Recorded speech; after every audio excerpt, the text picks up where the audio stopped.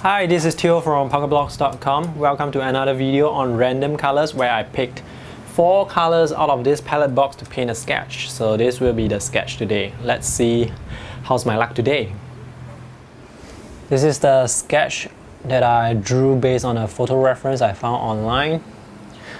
And this is a box of mainly called watercolors. There are actually 13 colors here, but I'm going to disregard cerulean blue and use cobalt blue instead. So that makes up a total of 12 colors, and let's pick the 4 random colors that I'm going to use today. So I've written the numbers of each color here. I'm just going to pick randomly just 4 colors and see what's going to happen today.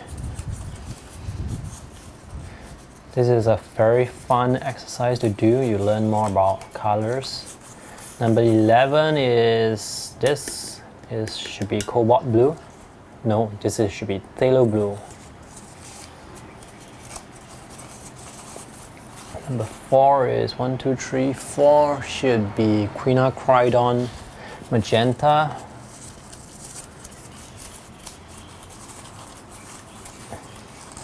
Number 10 is Ultramarine Violet. No, actually it's French Ultramarine Blue. But the pigment they use for this particular paint is PV15, so it's actually more of a violet. And number 8. Number 8 is 6, 7, 8. This is Quinacridone Gold. So we have Quinacridone Magenta, Quin Gold, French Ultramarine Blue, and Phthalo Blue. That means I have 2 reds, 3 reds actually, 2 reds and 2 blues. Let me take out this brush first and let me wet the paint so that they are easier to dissolve. I'm also going to paint maybe a color swatch first before I start with the painting, just to be careful.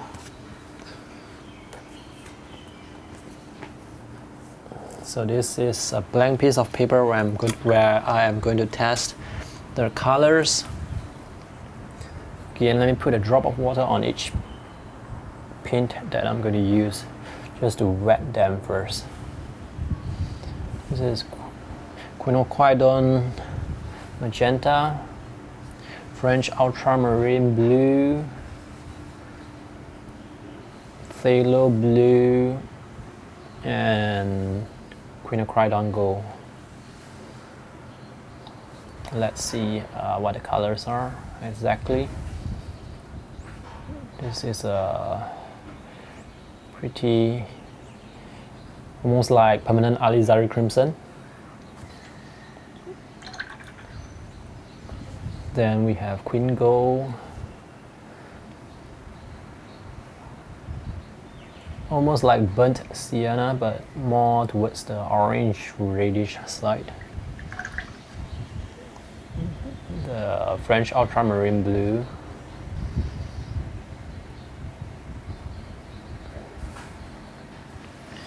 and Phthalo Blue.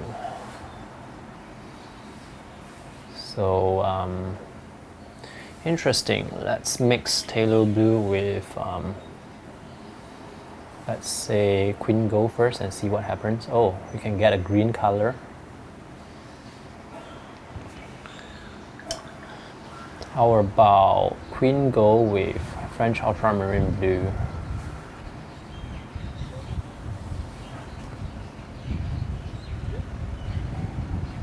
So we get a brown color for that.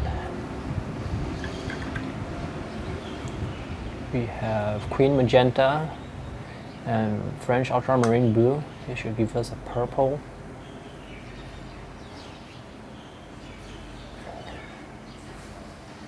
And Quin Magenta with Phthalo Blue.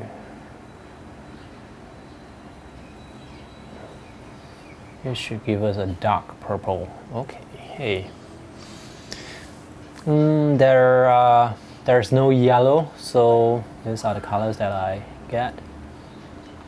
So for this particular sketch, this guy is wearing a black coat, black trousers against a sand brick walls. So probably for the walls I'm going to make it either orange or brown, and for his clothes maybe a dark purple, and also for his skin tone maybe just some light brown, light orange. Okay, let's start. Let me start by painting the biggest area first. Biggest area, I'm going to use a different brush. I'm going to use a squirrel brush. This is actually a synthetic squirrel, if I'm not wrong, Ultimo from Skoda. I'm using this because it can hold a lot of water, so I'm just going to go in and color the wall first. The wall is some sort of orange to brown, so I'm going to mix a lot of orange first. And orange I will use Quin Gold, and the other brown I will use Ultramarine and Quin Gold. So very good. Let's mix. Let me just dab into Quin Gold. Yesterday I was painting something and I did not use enough paint. I realized that the paint actually dried much lighter than I expected, so that wasn't very good. So this time around I'm going to mix something stronger. We have Quin Gold. This side will be orange and this side will be the darker side. Yep. So on the other side we have Quin Gold and French Ultramarine Blue. So you can see that the brown is starting to come out. But I'm just going to mix it much darker so that when it dries it will be dark, and I don't have to go in too many times to layer on if it's not dark enough. Okay, let's start.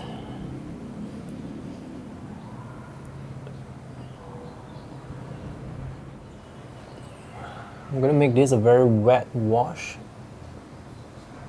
Be careful not to go over the lines that I do not want to go over. So this squirrel brush is good for washes, but not as good when it comes to covering small areas. So I have to be very careful. I love this brush. It's very soft, holds a lot of water. Okay, now I'm going to go in with the Quin Gold mixture. I think it's not very intense. Let me just use the pure color so that I can get the color that I want. We'll leave some pockets of light. By the way, there is a shadow that is cast on the wall. I'm not sure if you can see it. I used a pencil outline instead of a black line to draw that so that it doesn't become too striking.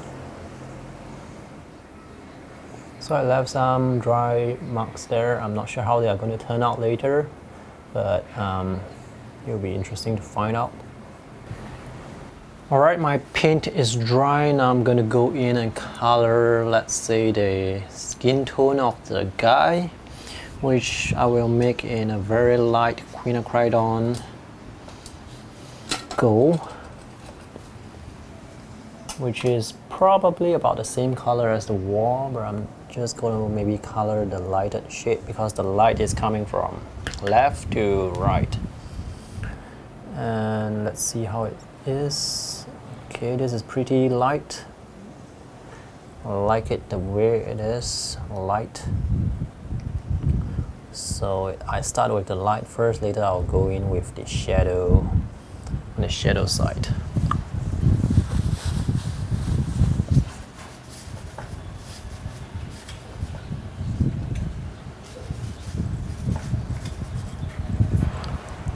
think I use a bit too much water there, and I'm going to dry off my brush and pick up some of the water. By the way, I use a Sharpie marker for the sketch, so it's permanent and it's waterproof. Next up, I'm going to go in and color the coat, which is almost black. And for that, I will use this color here, which is Quin Magenta plus Phthalo blue. So Quin Magenta plus Phthalo blue will give me something quite dark and intense, almost like purple. Okay, let me go in with one stroke. Yep, that's the color I want. Maybe I'll add a bit more magenta to let the color shine through, so that at least I get some variation even in the shade, in the darkness. So on this side, I'm going to use more magenta. By the way, just now I let the paint dry for about 10 minutes in the sun, so it's easier to do this when everything is dry, so you can get the sharp edges. Again, you can see I use more magenta here and less magenta on the left side, and I use more magenta with the pants and the shoe. Maybe I'll use more phthalo for the other side. So as I use more phthalo, you can see that the color shifts towards the cooler side. Yep, and I'm going to paint it in the shadow right now. I'll use magenta as the shadow and make it quite strong.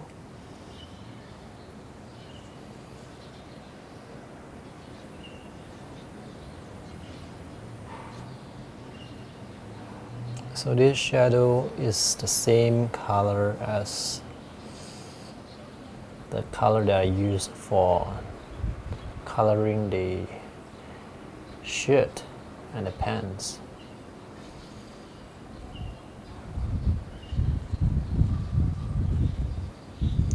Because the paper is dry, that's why I can get such sharp edges. Okay, so that's the shadow. Later on, I'll probably go in with another layer of darker shade just to make sure that the dark areas are really dark. And maybe, I think, is it dry now? Yep. I have to be very careful with the hair because I don't want the color to blend into the face. That will be disaster. So I have to be very careful here.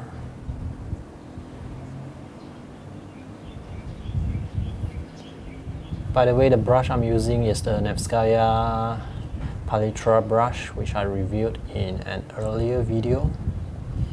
You can check out that video if you want to watch the review of this particular brush. As for the tie, this guy is wearing a tie. Oh, actually, I should color the side of his shirt as well, because part of his shirt is actually in the shadow, and the crumpled areas are, let me just maybe dab in a bit. Oops.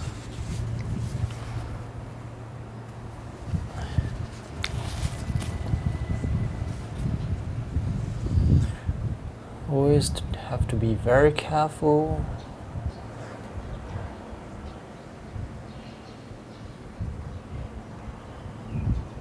Okay, this part of the shirt is actually in shadow, as well as the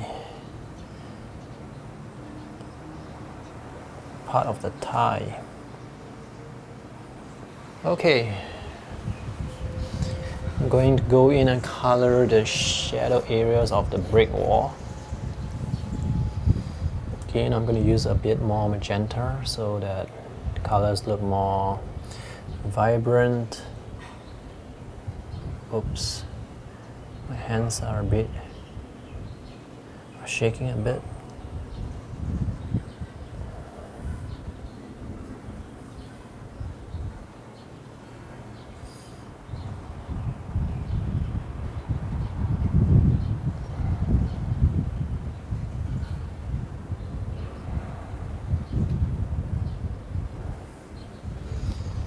Okay. Maybe a bit of shadow under the collar as well. Later on I'm going to color the shadows for the shirt and also give the tie more colors. Alright, I have let the paint dry again, and now I'm going to go in and add the shadow area for the face. Make it a bit darker. And yep. Be very careful because this is quite a big brush. If I'm not careful, then it could be messy. I'm going to use Phthalo blue and Quin Magenta for the darkest part of the shirt which he's wearing, and that is black, almost black. So I'm going to mix a lot of intense pigment. I'll show you if you can see it. Let me wet my brush a bit and add in more. Let me try it on the paper here. Okay, this is almost quite dark and I like it like that. So it's quite intense. So I'm just going to go over the shadow side of the shirt and be very careful about that. So there's this shadow going down.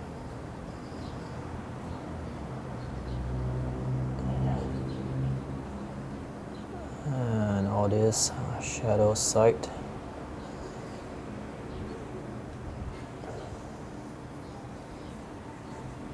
Coat here is in dark shadow, as well as the other side of the coat, which is actually all in shadow. So I'm just going to do one flat wash like that.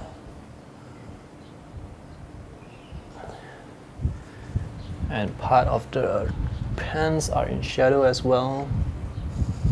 Remember, the light is coming from that side, so the right side of the pants will be in shadow.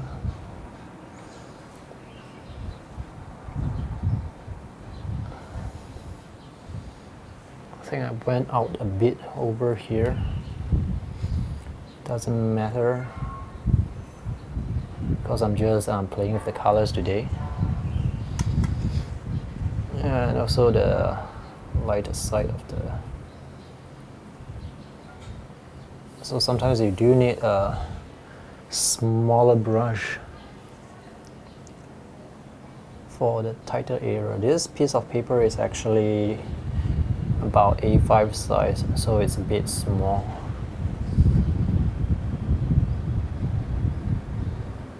Okay. And yep.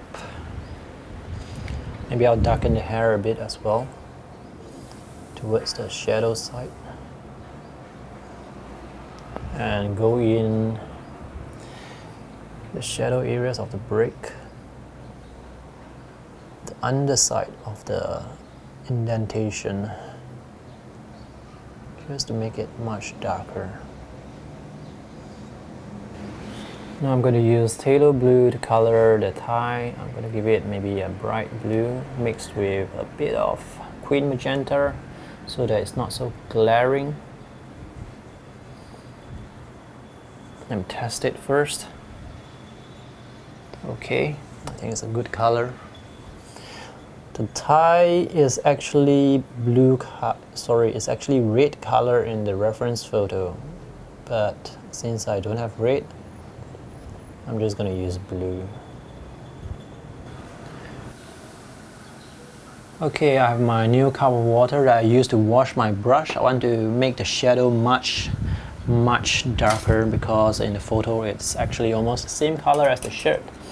So as usual, I'm going to use Quin Magenta and Phthalo Blue, very strong colors. And later, I'm going to make this part really dark and it will fade to the lighter part here. So let's see how it's going to look.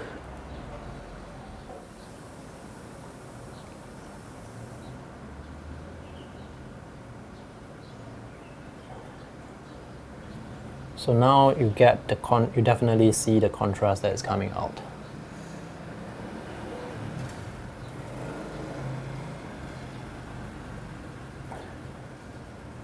Also, the shadow is a bit sharp at the angle where it crosses, where it turns into the floor. And I'm going to wash my brush now with clean water.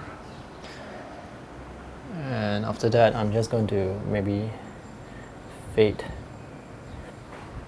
the shadow into, just slowly blend the shadow into the softer side so they can get a softer transition.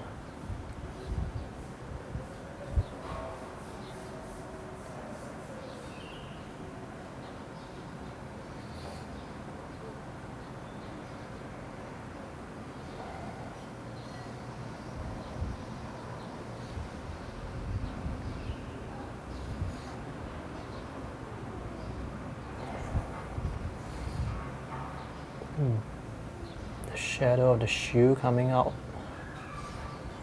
and the shadow of the shoe coming out from here as well.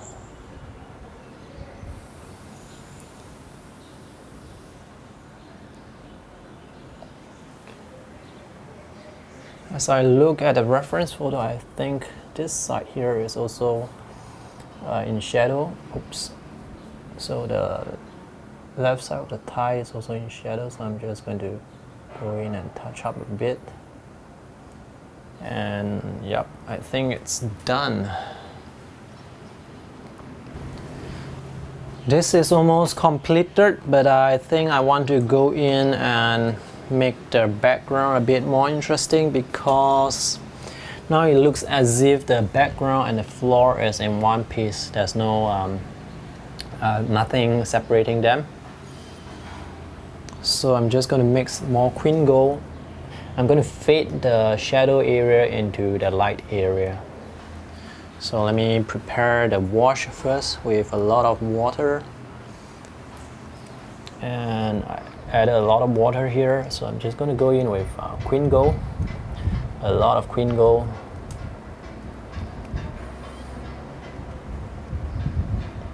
And later I'll just fade to the right side with the Quin Gold. Okay, let's see what's going to happen when I apply this.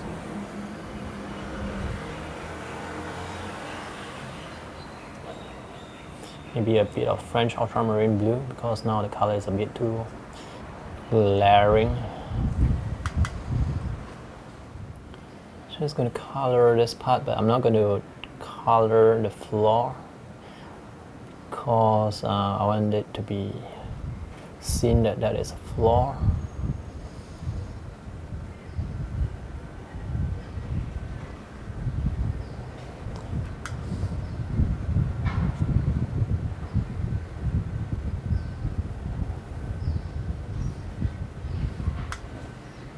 Careful about this area here because it's very small. Okay. And now I'm going to just clean my brush and fade it into transparent. I use a lot of water here. So I'm just going to drag the pigment out into the area.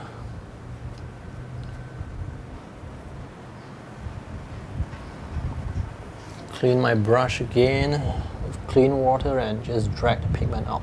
I have to do so before the pigment dries, because if not, the dry edge of the will show through. We keep the highlight and paint around the highlight.